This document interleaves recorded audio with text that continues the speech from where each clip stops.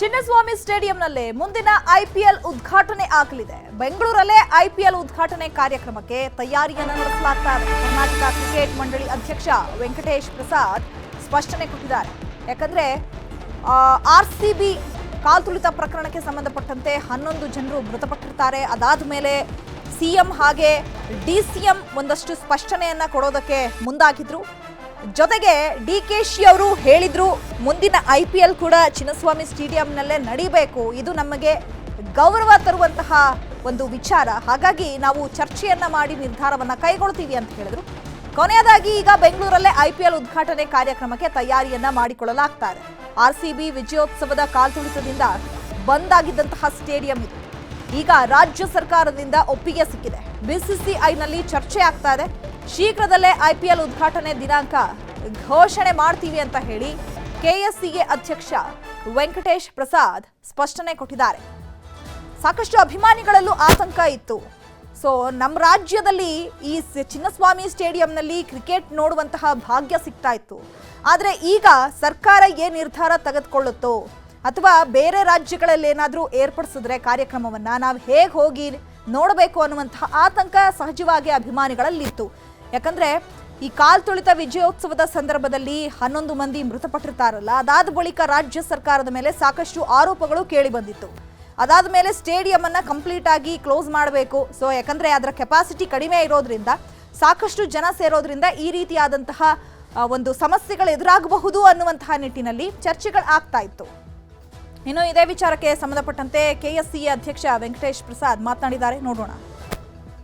ನಾವು ಯಾವಾಗ secretary BCCIನ meet ಮಾಡಿದ್ವೋ ನಾವು, ಅವ್ರು ಹೇಳ್ತಾ ಇರೋ ಒಂದು ದೊಡ್ಡ ನಮಗೆ ಒಂದು ತಲೆನೋವಿತ್ತು ಆ್ಯಕ್ಚುಲಾಗಿ.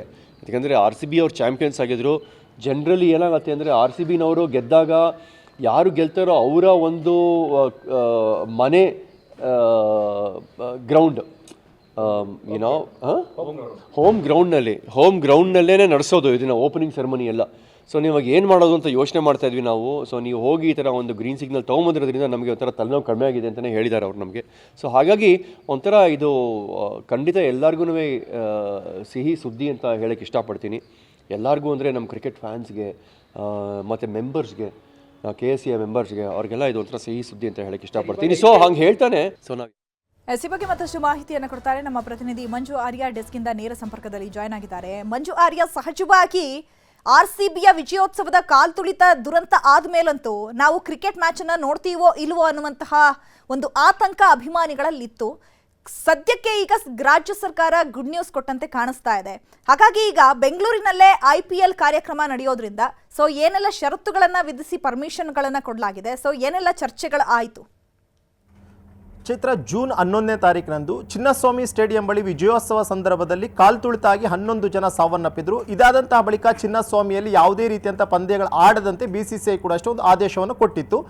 ವೆಂಕಟೇಶ್ ಪ್ರಸಾದ್ ಅವರು ಕೂಡ ಅಷ್ಟೇ KSCA ಅಧ್ಯಕ್ಷರಾದಂತಹ ಸಂದರ್ಭದಲ್ಲೂ ಕೂಡ ಅವರು ಹೇಳಿದ್ರು, ಮುಂದಿನ ಪಂದ್ಯಗಳನ್ನು ನಾವು ಈ ಬಾರಿ ಚಿನ್ನಸ್ವಾಮಿಯಲ್ಲಿ ಆಡಿಸ್ತೀವಿ, IPL ಅನ್ನು ಯಾವುದೇ ಕಾರಣಕ್ಕೂ ಕೂಡ ಹೋಮ್ ಗ್ರೌಂಡ್ ಅಂತೇಳಿ ಬೇರೆ ಗ್ರೌಂಡ್ನಲ್ಲಿ ಆಡೋಕೆ ಬಿಡೋದಿಲ್ಲ. ಇದರ ಪರವಾಗಿ ನಾವು ಈಗಾಗಲೇ ಸರ್ಕಾರ ಜೊತೆ ಕೂಡ ಮಾತುಕತೆಯನ್ನು ಮಾಡಿದ್ದೀವಿ ಅನ್ನೋಂಥದ್ದು ಹೇಳಿದ್ರು. ಜೊತೆಗೆ DK ಶಿವಕುಮಾರ್ ಕೂಡ ಅಷ್ಟೇ ಅವತ್ತು ಮತದಾನ ಮಾಡುವಂತಹ ಸಂದರ್ಭದಲ್ಲೂ ಕೂಡ ಅವರು ಹೇಳಿದ್ರು, ಈ ಬಾರಿ IPLನ ನಾವು ಬೆಂಗಳೂರಿನಲ್ಲಿ ಆಡಿಸ್ತೀವಿ ಅಂತ ಹೇಳಿದ್ರು. ಎಲ್ಲೋ ಒಂದು ಕಡೆ ಎಲ್ಲರೂ ಕೂಡ ಅಷ್ಟೇ ಖುಷಿ ಆಗ್ತಿರುವಂಥದ್ದು ಏನಂತಂದರೆ, ರಾಜ್ಯ ಸರ್ಕಾರ ಕೂಡ ಈಗಾಗಲೇ ಈ ಬಾರಿಯ IPL ಪಂದ್ಯಗಳನ್ನು ಬೆಂಗಳೂರಿನಲ್ಲಿ ನಾವು ಆಡಿಸ್ತೀವಿ ಅಂತ ಈಗಾಗಲೇ ಹೇಳಿರುವಂಥ ಕಾರಣಕ್ಕೋಸ್ಕರ ಬಹುತೇಕ ಈ ಮುಂದಿನ IPL ಅನ್ನು ನಾವು ಬೆಂಗಳೂರಿನಲ್ಲಿ ನಿರೀಕ್ಷೆ ಮಾಡಬಹುದು. ವಿರಾಟ್ ಕೊಹ್ಲಿಯನ್ನು ಮತ್ತೆ ನಾವು ಬೆಂಗಳೂರಿನ ಚಿನ್ನಸ್ವಾಮಿ ಸ್ಟೇಡಿಯಮಲ್ಲಿ ನೋಡಬಹುದು ಅನ್ನುವಂಥ ಒಂದು ಖುಷಿಯನ್ನು ವ್ಯಕ್ತ ಮಾಡ್ತಿದ್ರು.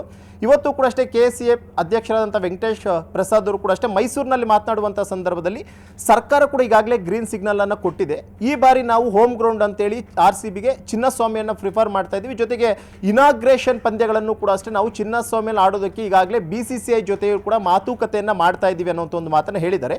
ಇನ್ನೊಂದು ಪ್ರಮುಖವಾಗಿ ಏನು ಅಂತಂದರೆ, ಇದೇ ಡಿಸೆಂಬರ್ 24ರಿಂದ ವಿಜಯ್ ಹಜಾರೆ ಟ್ರೋಫಿ ಕೂಡ ಅಷ್ಟೇ ಆಗ್ತಾ ಇದೆ. ಅದರಲ್ಲಿ ಡೆಲ್ಲಿ ಪರವಾಗಿ ವಿರಾಟ್ ಕೊಹ್ಲಿ ಕೂಡ ಈ ಬಾರಿ ರಣಜಿ ಮ್ಯಾಚನ್ನು ಆಡೋದಕ್ಕೆ ಮುಂದಾಗಿದ್ದಾರೆ. ಈ ಸಂದರ್ಭದಲ್ಲಿ 24ನೇ ತಾರೀಕಿನಂದು ಬೆಂಗಳೂರಿನ ಹೊರವಲಯದಲ್ಲಿರುವಂಥ ಆಲೂರಿನಲ್ಲಿ ಕ್ರಿಕೆಟ್ ಮ್ಯಾಚ್ ಕೂಡ ಅಷ್ಟೇ ಆಡೋದಕ್ಕೆ ಎಲ್ಲ ರೀತಿಯಂಥ ತಯಾರಿಗಳಾಗಿತ್ತು. ಆದರೆ ಆ ಪಂದ್ಯಗಳನ್ನು ಕೂಡ ಅಷ್ಟೇ ಚಿನ್ನಸ್ವಾಮಿಯಲ್ಲಿ ಆಡಿಸೋದಕ್ಕೆ KSCA ನಿರ್ಧಾರವನ್ನು ಮಾಡಿರುವಂಥದ್ದು. ಜೊತೆಗೆ ಹೆಚ್ಚಿನ ಸಂಖ್ಯೆಯಲ್ಲಿ ವೀಕ್ಷಕರನ್ನ ಬಿಡೋದರ ಜೊತೆಗೆ ಕೇವಲ 2,500ರಿಂದ 3,000 ಜನರನ್ನ ಮಾತ್ರ ಈ ಬಾರಿ ಒಂದೆರಡು ಗ್ಯಾಲರಿಗಳಲ್ಲಿ ಕೂತ್ಕೊಂಡು ಮ್ಯಾಚನ್ನು ವೀಕ್ಷಣೆ ಮಾಡೋದಕ್ಕೆ ಎಲ್ಲ ತಯಾರಿಗಳನ್ನು ಕೂಡ ಮಾಡ್ಕೊಳ್ತಾ ಇದ್ದೀವಿ. ಜೊತೆಗೆ ಮುಂದಿನ ದಿನಗಳಲ್ಲಿ IPL ಪಂದ್ಯಗಳನ್ನು ಕೂಡ ಅಷ್ಟೇ ಯಾವುದೇ ಕಾರಣಕ್ಕೂ ನಾವು ಬೇರೆ ಗ್ರೌಂಡ್ನಲ್ಲಿ ಆಡೋಕೆ ಬಿಡೋದಿಲ್ಲ. ಬದಲಾಗಿ RCB ಅನ್ನುವಂತಹ ಒಂದು ಮ್ಯಾಚ್ ಏನಿದೆ ಅದು ಹೋಮ್ ಗ್ರೌಂಡು ಚಿನ್ನಸ್ವಾಮಿನ ಆಗಬೇಕು. ಈ ನಿಟ್ಟಿನಲ್ಲಿ ಸರ್ಕಾರ ಕೂಡ ಈಗಾಗಲೇ ಗ್ರೀನ್ ಸಿಗ್ನಲ್ ಕೊಟ್ಟಿದ್ದು ನಾವು BCCI ಜೊತೆಗೆ ನಿರಂತರವಾಗಿ ಚರ್ಚೆಯನ್ನು ಕೂಡ ಮಾಡ್ತೇವೆ. ಆದಷ್ಟು ಬೇಗ ಒಂದು ಶುಭ ಸುದ್ದಿಯನ್ನು ಕೊಡ್ತೀವಿ ಅನ್ನುವಂಥ ಮಾತನ್ನು ಕೂಡ KSC ಅಧ್ಯಕ್ಷರು ಹೇಳಿರುವಂಥದ್ದು. ಇದರಿಂದ ಎಲ್ಲೋ ಒಂದು ಕಡೆ ಕ್ರಿಕೆಟ್ ಅಭಿಮಾನಿಗಳಿಗೆ ಒಂದು ಆತಂಕ ಇತ್ತು. ಈ ಬಾರಿಯ IPL ಪಂದ್ಯಗಳು ಬೆಂಗಳೂರಲ್ಲಿ ನಡೆಯೋದಿಲ್ವಾ, ಹೋಮ್ ಗ್ರೌಂಡ್ ಅಂತೇಳಿ ಯಾವ ಗ್ರೌಂಡನ್ನು BCCI ಕೊಡುತ್ತೆ, ಒಂದು ವೇಳೆ ಏನಾದರೂ KSC ಅಧ್ಯಕ್ಷರು ಹೇಳಿದಂತೆ ಏನಾದರೂ ಈ ಬಾರಿ ಏನಾದರೂ IPL ಬೆಂಗಳೂರಿನಲ್ಲಿ ಆಯಿತು ಅಂತಂದರೆ ಬಹುತೇಕ RCBಯ 8 ಪಂದ್ಯಗಳನ್ನು ನಾವು ಬೆಂಗಳೂರಿನ ಚಿನ್ನಸ್ವಾಮಿಯಲ್ಲಿ ನೋಡೋದಕ್ಕೆ ನಮಗೂ ಕೂಡ ಅವಕಾಶ ಸಿಗುತ್ತೆ. ಜೊತೆಗೆ ಕಾಲ್ ತುಳಿತ ಪ್ರಕರಣ ಆದಂತಹ ಬಳಿಕ ಆರಂಭವಾಗ್ತಿರುವಂತಹ ಮೊದಲನೇ ಪಂದ್ಯಗಳು ಕೂಡ ಇದಾಗುತ್ತೆ ಅಂತಲೇ ಹೇಳ್ಬೋದು. ಚೈತ್ರ, ಥ್ಯಾಂಕ್ ಯು ಮಂಜುನಾಥ್ ತಮ್ಮೆಲ್ಲ ಇನ್ಫಾರ್ಮೇಷನ್ಗೆ.